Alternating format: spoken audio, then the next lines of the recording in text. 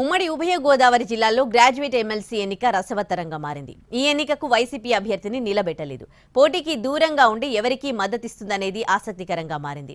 కూటమి లెక్కలేంటి? పోటీలో ఉన్న అభ్యర్థుల ఈక్వేషన్స్ ఏంటి? ఉమ్మడి ఉభయ గోదావరి జిల్లాల పట్టభద్రుల ఎమ్మెల్సీ ఎన్నిక ఈ నెల 27న జరగనుంది. ఇప్పటికే నామినేషన్ల ప్రక్రియ పూర్తయింది.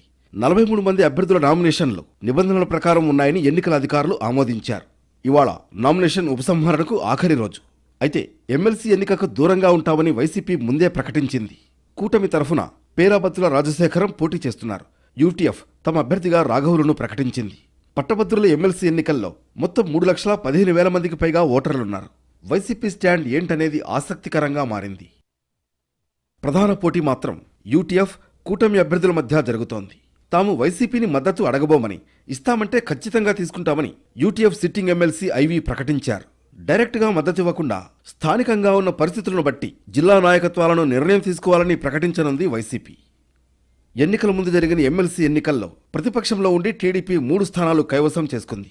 అలాంటిది అధికారంలో ఉన్నప్పుడు జరుగుతున్న ఎన్నికల్లో గెలుపు మరింత ఈజీ అయ్యే అవకాశం ఉంది. దాంతో వైసీపీ కూడా వ్యూహాత్మకంగా పోటీకి దూరంగా ఉంది.